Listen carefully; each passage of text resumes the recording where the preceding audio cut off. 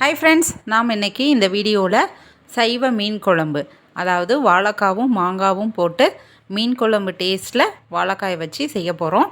வாங்க எப்படி செய்யலாங்கிறத பார்க்கலாம். மீன் குழம்பு செய்கிறதுக்கு ஃபஸ்ட்டு நாம் ஒரு கடாய் ஹீட் பண்ணிக்கலாம். ஆயில் கொஞ்சமாக விட்டுக்கோங்க. இது பூண்டு, வெங்காயம், தக்காளி வதக்கி அரைச்சி செய்ய போகிறோம்.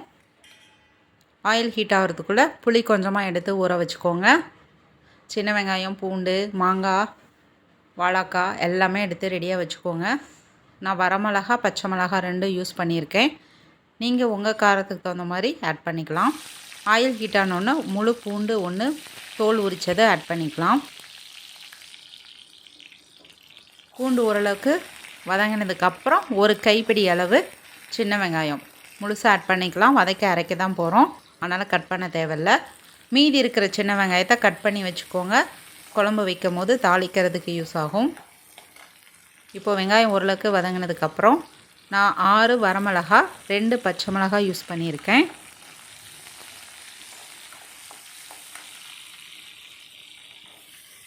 ரெண்டு பெரிய சைஸ் தக்காளி, இது எல்லாத்தையும் ஓரளவுக்கு நல்லா வதக்கிடுங்க.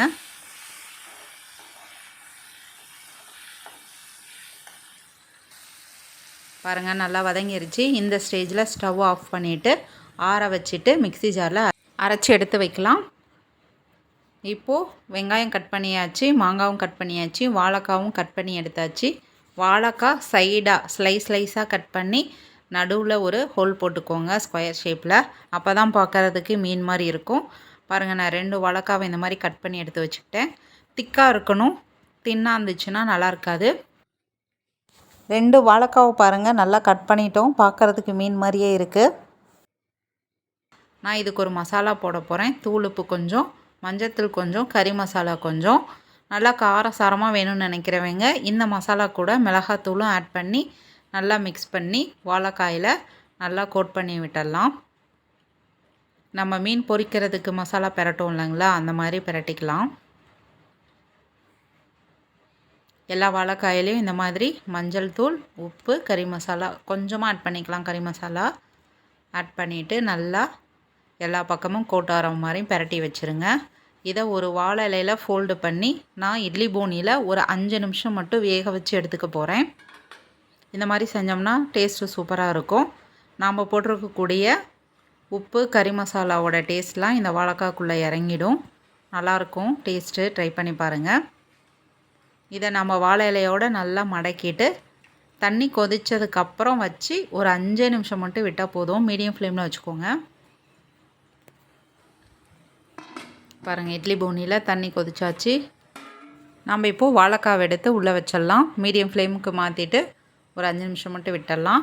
இப்போது மண் கடாயில் நம்ம குழம்பு தாளித்து விட்டுடலாம். தேவையான அளவுக்கு ஆயில் விட்டுக்கோங்க. நல்லெண்ணெய், கடலெண்ணெய் எதில் வேணாலும் வச்சுக்கலாம். தேவையான அளவுக்கு ஆயில் விட்டுக்கோங்க. ஆயில் ஹீட் ஆகட்டும். இப்போது நம்ம அதுக்குள்ளே தேவையான பொருளெல்லாம் ரெடி பண்ணிடலாம். நான் புளியை கரைச்சி எடுத்து வச்சுருக்கேன். அதில் நான் வதக்கின கரண்டி போடவும், வெங்காயம் தக்காளி வதக்கின கரண்டி போடவும் ஆயிலாக இருக்குது புளி கரைசல். அதில் மஞ்சள் தூள் 1/2 டீஸ்பூன், மல்லித்தூள் 3 டேபிள் ஸ்பூன். ஆயில் ஹீட் ஆகிடுச்சு. இப்போது நம்ம கடுகு கொஞ்சமாக ஆட் பண்ணிக்கலாம். மிளகாத்தூள் நான் 1 டீஸ்பூன் தான் ஆட் பண்ணியிருக்கேன். ஏன்னா நம்ம பச்சை மிளகா, வரமிளகாலாம் வதக்கி அரைச்சிருக்கோம். நல்லா காரமாக வேணும்னு நினைக்கிறவங்க இன்னும் 1/2 டீஸ்பூன் ஆட் பண்ணிக்கலாம். கடுகு பொரிஞ்சோடனே வெந்தயம் கொஞ்சமாக ஆட் பண்ணிக்கலாம். வெந்தயம் பொரிஞ்சோடனே நறுக்கி வச்சுருக்கிற சின்ன வெங்காயம் கொஞ்சமாக ஆட் பண்ணால் போதும். வெங்காயம் ஓரளவுக்கு வதங்கின பிறகு நம்ம வாஷ் பண்ணி வச்சுருக்கிற கருவேப்பிலை கொஞ்சமாக ஆட் பண்ணிக்கலாம். இந்த ஸ்டேஜில் நம்ம வதக்கி அரைச்சி வச்ச வெங்காயம், பூண்டு, தக்காளி பேஸ்டெல்லாம் ஆட் பண்ணிக்கலாம். இதை ஒரு 1 நிமிஷத்துக்கு நல்லா எண்ணெயிலே வதக்கி விடுங்க. அப்போ தான் குழம்பு டேஸ்ட்டாக இருக்கும். இப்போது நம்ம புளிக்கரைசலில் கொஞ்சமாக கல்லுப்பு ஆட் பண்ணிக்கலாம். நம்ம தேவையான பொருள் எல்லாத்தையுமே இப்போது புளிக்கரைசலில் நம்ம ஆட் பண்ணிட்டோம். இப்போ பாருங்கள், நல்லா ஓரளவுக்கு வதங்கி வந்துருச்சு. அதுக்கப்புறம் நம்ம எல்லாம் மசாலா பொருட்கள்லாம் போட்டு மிக்ஸ் பண்ணி வச்சுருக்கிற புளிக்கரைசலை எடுத்து ஊற்றிடலாம்.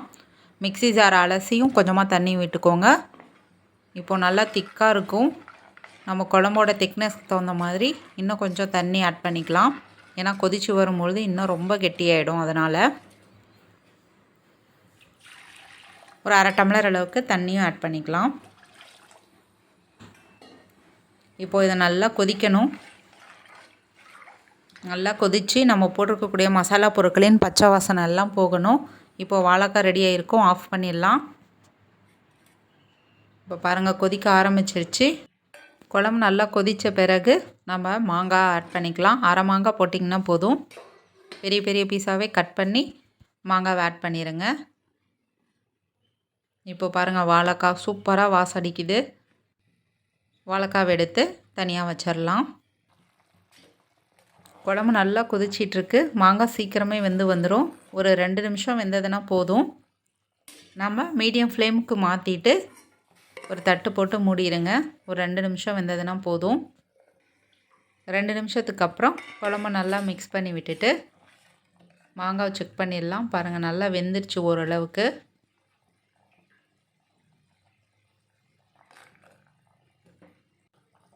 இப்போது உப்பு காரம் செக் பண்ணிக்கோங்க.